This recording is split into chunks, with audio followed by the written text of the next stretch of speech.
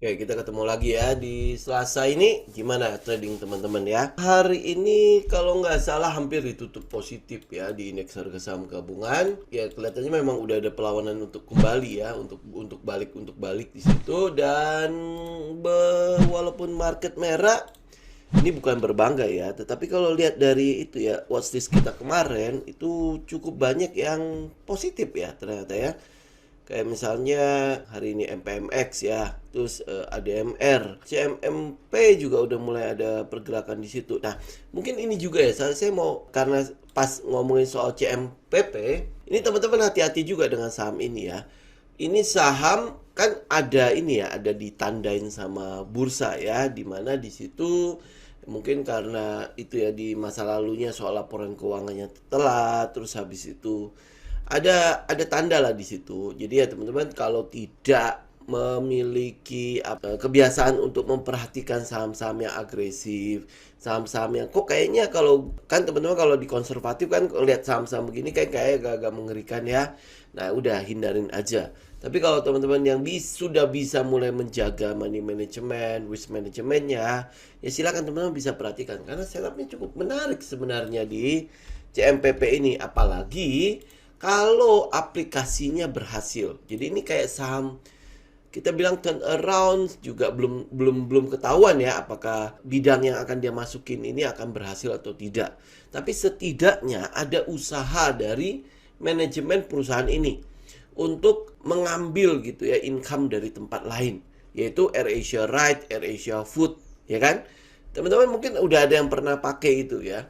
Dia kan ceritanya memasuki pasarnya si Goto, pasarnya si Grab, ya terus habis itu kan kalau teman-teman lihat di pasar ini juga udah mulai muncul tuh banyak, ada Maxim, ya ada Maxim. Nah sekarang AirAsia Food dan AirAsia Ride. Nah ini nanti kita lihat, kita tinggal lihat perkembangannya seperti apa. Kalau lihat dari setupnya udah cukup bagus. Ini ada di set 1 ya, setelah mengalami penurunan dia udah kembali ke supportnya, bener kan ya, dia udah kembali ke supportnya. Ini adalah support dari tahun berapa ya, dari tahun 2018 support ini. Nah ini support 2018. Nah support yang sebelumnya itu kan di bawah-bawah sini ya, sempat ada kenaikan di sini.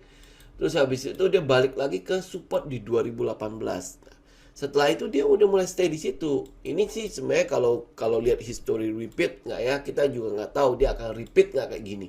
Kan kita cuma trading ya, bukan untuk investasi. Tetapi dari sentimen yang ada, kok kelihatannya menarik gitu ya. Kelihatannya menarik, teman-teman tinggal menggali lebih jauh lagi mengenai saham ini. Kalau misalnya kita punya data, kita punya keyakinan kalau AirAsia-nya, AirAsia Ride, AirAsia Food-nya itu akan berjalan gitu ya, akan diterima oleh pasar. Terus habis itu program-programnya, karena dulu kan dia kalau dia menjalankan AirAsia kan lumayan ya, dimana slogan di AirAsia kan semua orang bisa terbang. Asli itu benar. Dulu teman-teman mungkin pernah tahu kita bisa ke London ya, itu harganya murah sekali. Saya ingat banget saya pernah sempat mencoba untuk booking tiket London, ya Kuala Lumpur London itu cuman seharga 1 jutaan sampai 2 juta. Anda kebayang ya? Maksudnya ke London, cuman ya itu nggak tahu nanti kira-kira otot sampai ke sana kaku apa enggak gitu ya. Terus habis itu ke daerah Maldives itu juga dia bisa bawa ke situ. Nah, apakah program-program seperti itu juga akan dibawa ke AirAsia?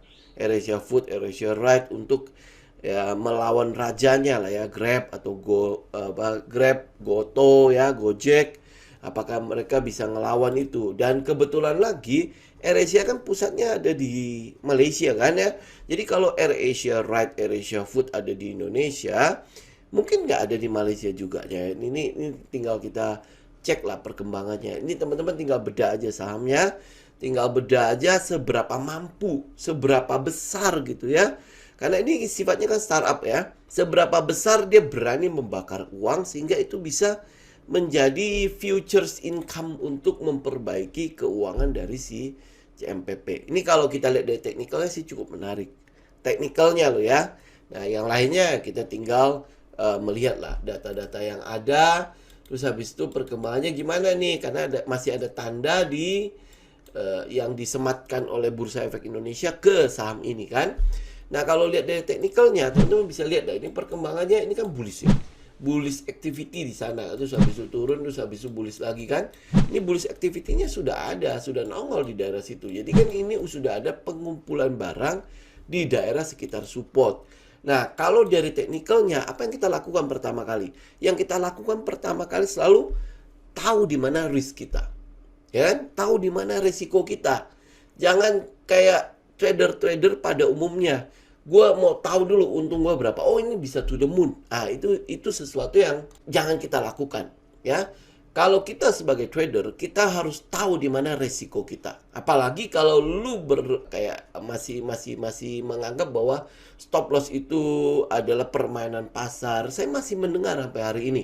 Stop loss itu adalah permainan bandar, stop loss itu adalah permainan ini, ya, sehingga dia pengen kita kena terus stop loss. Kalau teman-teman udah ngikutin saya sejak mungkin ya channel ini, teman-teman tahu lah ya, kalau teman-teman ada stop lossnya kira-kira membuat lu bangkrut nggak? Atau membuat lu masih survive sampai sekarang. Saya tadi barusan cek ya, ternyata channel ini sudah hampir mau 4 tahun ya. Nah, yang udah ikut kita sejak 4 tahun yang lalu masih survive nggak? Berapa orang yang masih survive di market sampai hari ini? Terus habis itu apakah stop loss itu, apakah lu dengan memperhatikan risk itu membuat lu bangkrut nggak? Ini tinggal teman-teman telaah sendiri, tinggal teman-teman cek sendirilah.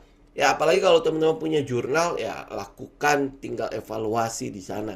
Kena stop loss berapa kali? Kalau cuan lu kira-kira stop loss itu lu ketutup apa enggak? Atau benar stop loss ini adalah permainan pasar? Gitu, jawab sendiri aja ya, jadi nggak perlu tanya saya lagi, wah ini kena stop loss lagi, wah ini bener-bener permainan pasar segala macam. Saya udah malas menjawab hal-hal kayak gitu lagi. Teman-teman buktikan aja sendiri, benar nggak stop loss itu membuat lu hilang dari pasar, membuat lu dimakan oleh apa yang dibilang lah bandar lah apalah segala macam ya. Jadi nggak perlu tanya saya lagi. Ini juga sama sekali lagi ya, balik ke karakter masing-masing juga. Ada kan teman-teman yang ternyata dia investor. Tanya saya, investor perlu stop loss nggak? Saya bingung ya. Saya nggak di pihak, nggak di bidang itu gitu loh. Saya nggak di investasi. Yang saya tahu itu ya mereka melakukan averaging down atau menggunakan teknik dollar cost averaging ya. Nah, kalau kayak gitu ya nggak pas tuh pakai di trading. Ada orang yang menggunakan dollar cost averaging untuk trading loh. Ini loss nih. Oh, jangan stop loss. Yang gue lakukan adalah gue injeksi modal lagi di situ. Jadi mereka melakukan averaging down yang kita nggak lakukan di dalam trading. Itu adalah caranya investor. Makanya teman-teman pisahkan, itu harus jelas banget loh aturannya. Nah, lu ada di trading, aturan lu apa? Jangan keluar dari situ. Paskan itu ya, paskan itu lu misalnya contoh lah ya, lu kerja marketing gitu ya, lu kerja marketing tetapi lu ngurusin administrasi kayak accounting. Kapan lu prospeknya? Gitu kan, kalau lu ngurusin administrasi juga. Makanya kenapa orang marketing selalu dikasih admin. Agar yang administrasi orang lain, dia tugasnya adalah memprospek. Jadi mendatangkan prospek, dapat closingannya itu diurus sama admin. Jadi yang dia kerjakan itu benar-benar adalah tugas pokoknya. Ya ada loh, marketing juga ngurusin admin.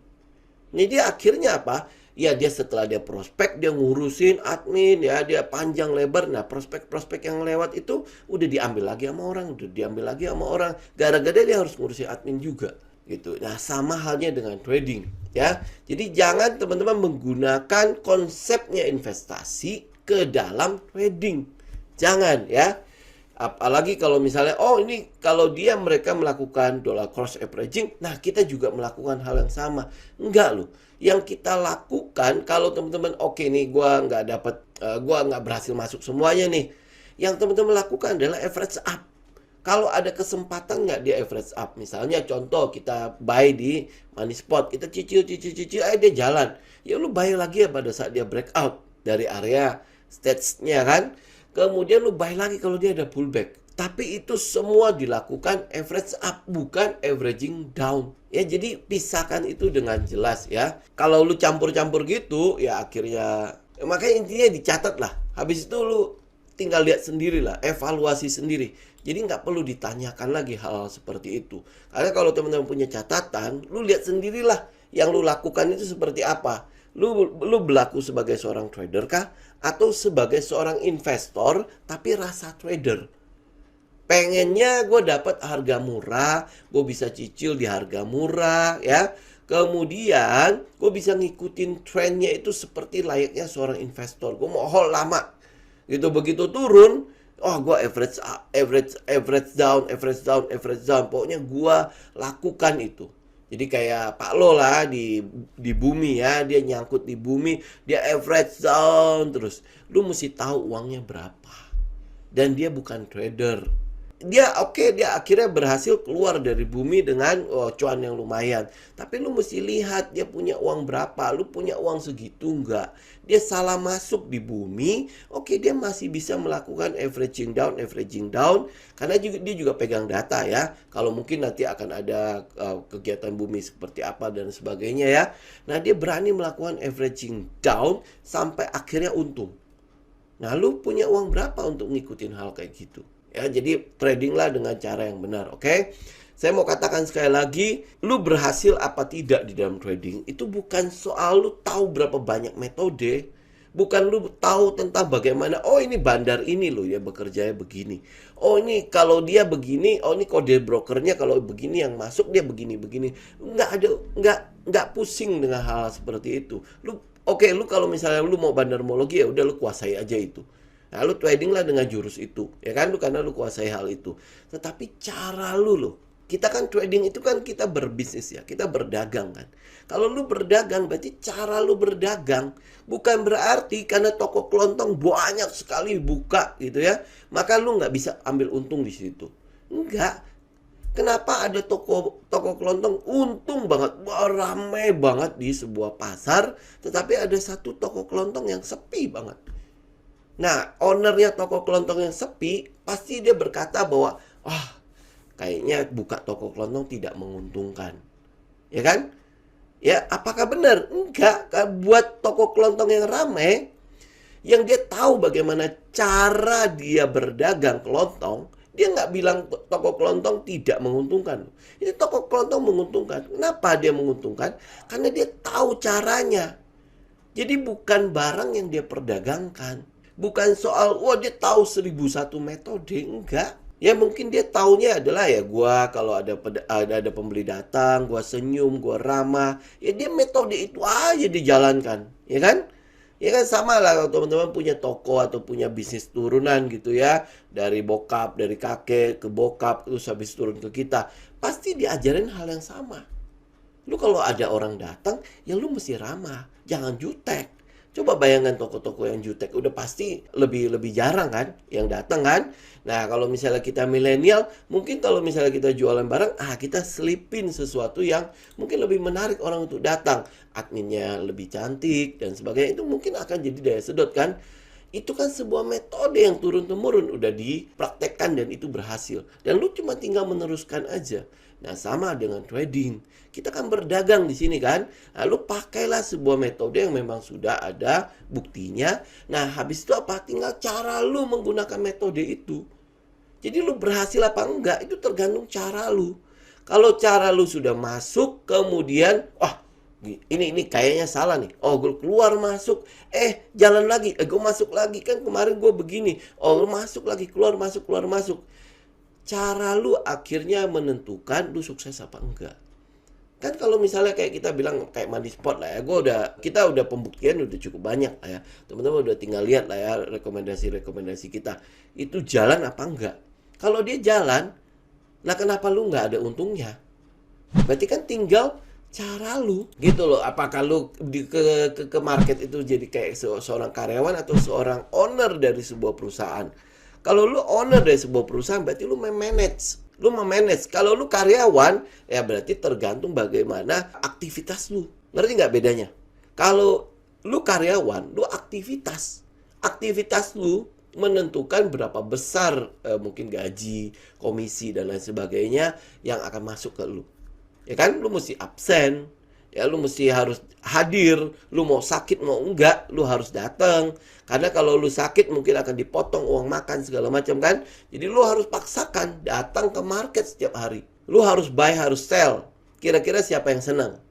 Ya kan? Nah, tapi kalau lu owner, lu memanage. Kalau ada setup, gue masuk.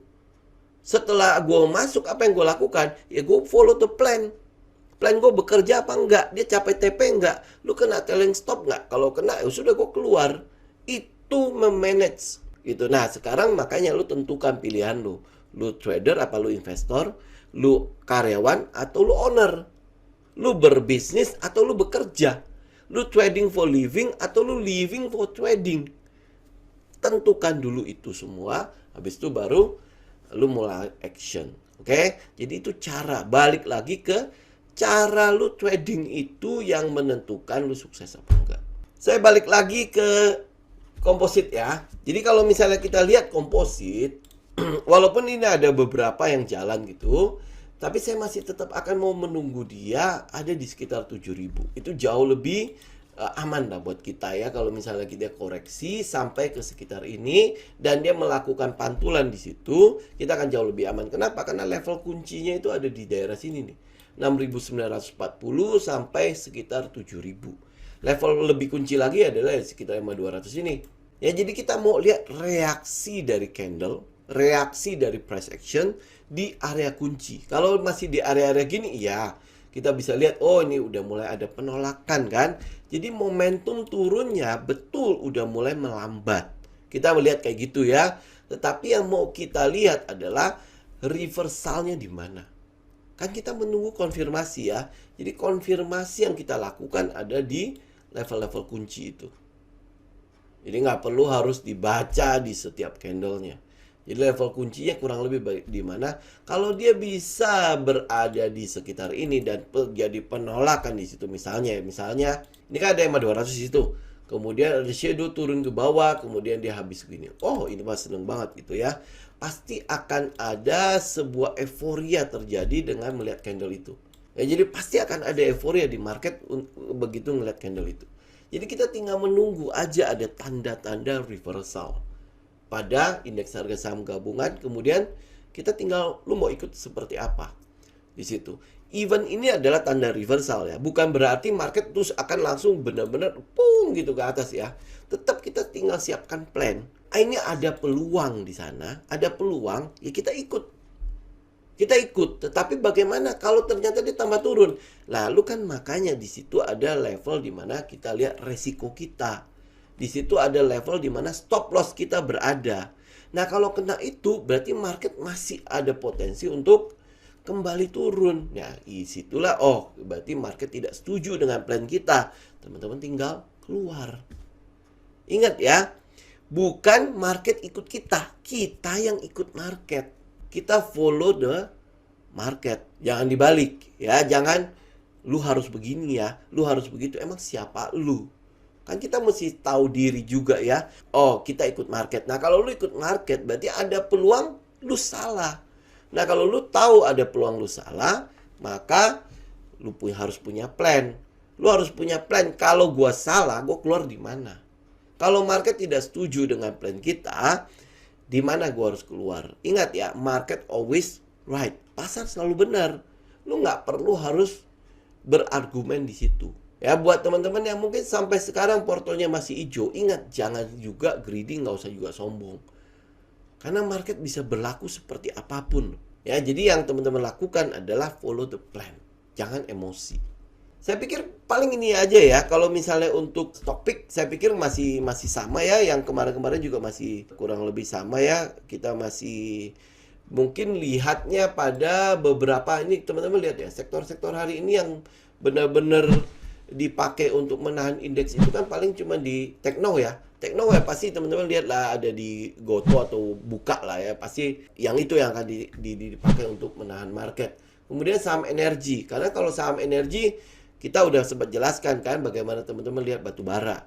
Batu bara itu kalau teman-teman lihat price in untuk di laporan keuangan Q3 itu udah pasti akan bagus. Itu udah kita nggak perlu nunggu laporan keuangannya, kita udah tahu dia pasti bagus lah. Cara ngelihatnya teman-teman juga udah tahu ya. Nah, tapi bukan berarti dia akan bagus terus. Kenapa? Karena teman-teman lihat oil. Oil itu sudah di level 77. Jadi ini udah akan turun terus nih oil.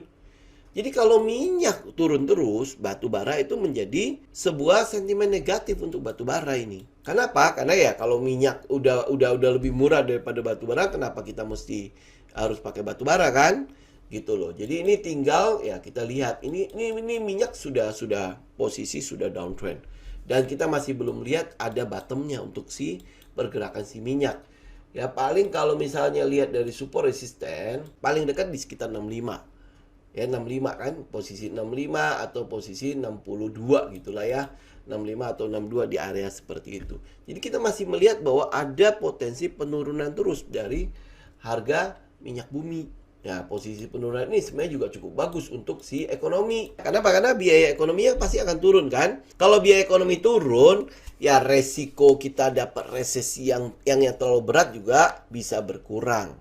Karena minyak ini kan untuk Indonesia, kita masih subsidi loh. Ya kalau dia bisa turun terus sampai ke 60 atau nanti bisa stabil di sekitar 50-an, itu jauh lebih baik karena APBN kita kan masih men-set harga itu ya, harga minyak dunia itu kan sekitar itu ya, sekitar 50 sampai 60 kan. Jadi itu masih di range-nya subsidi dari si APBN. Jadi itu masih cukup bagus untuk kita. Jadi nanti ya apakah ada window dressing apa enggak ya, kita tinggal lihat pergerakan dari harga-harga komoditas ini, termasuk di dalamnya adalah indeks dolarnya. Karena ini indeks dolarnya udah dipastikan secara teknikal ya. Ini kan dia udah break dari struktur yang ada nih dari 110. Jadi ada potensi dia akan ke sekitar 120. Ini teknikal. Kecuali ada intervensi apa gitu loh. Mungkin The Fed tidak jadi nih naikin suku bunga, dia menjadi kayak dovish lagi ya. Tapi hal itu udah tidak dicerminkan oleh pidato-pidato dari The Fed. Jadi The Fed itu masih akan cukup agresif. Kalau The Fed masih akan cukup agresif ya, teknikalnya teman-teman pasti lihat lah. Pasti akan mengarah ke ya targetnya sekitar 120. Jadi kita tinggal menunggu aja momen-momen itu sampai. Sebelumnya mungkin itu dulu, ini ya saya mau titip ini dulu nih. Mana nih? Ini. Ya, ini yang coaching class. Ini yang tanggal 3 Oktober sampai tanggal 2 Desember itu berarti minggu depan akan mulai ya. Buat teman-teman yang di price action yang masih mau ikutan, berarti ini minggu ini adalah minggu terakhir untuk teman-teman daftar. Buat yang umum itu harganya sekarang berarti udah di 10.900.000 ya. Kalau teman-teman mau memanfaatkan cicilan dari Tokopedia, teman-teman bisa hubungin admin ya. Saya hanya titip ini aja. Buat yang ada teman yang mungkin berminat juga, silahkan teman-teman juga bisa rekomendasikan ini ya. Ini adalah coaching class terakhir kita. Karena ini udah nggak ada lagi coaching class, jadi next adalah e-learning. Ya kita tinggal menunggu ya setup-setup yang bagus, terutama di indeks harga saham gabungan. Dia punya reversal di daerah key level, di daerah kunci gitu ya. Nah, moga-moga juga ya, moga-moga dia benar-benar koreksi lah. Kalau dia koreksi jauh lebih enak buat kita, jauh lebih seger juga untuk pergerakan dari si komposit untuk indeks harga saham gabungan, termasuk saham-saham di dalamnya untuk kedepannya ya. Jadi intinya sekali lagi ya teman-teman ya, bukan masalah lu berapa banyak yang lu tahu tentang metode, belum berapa banyak yang lu tahu tentang setup dan lain sebagainya. Tetapi yang pasti adalah bagaimana cara lu melakukan trading. Jadi back to basicnya, dasar-dasar tradingnya yang teman-teman gunakan, yang teman-teman pastikan risk manajemennya, position sizing, ya, stop loss, trading plan, journal card, administrasikan, ya. Kemudian jangan lupa psikologinya dijaga. Ya, bagaimana cara menjaga psikologinya? Ya, lu harus stick to the plan. Lu harus punya perencanaan, persiapan, habis itu trade the plan. Jangan emosinya. Ya, oke? Thank you semuanya. Sampai ketemu lagi nanti di hari Kamis.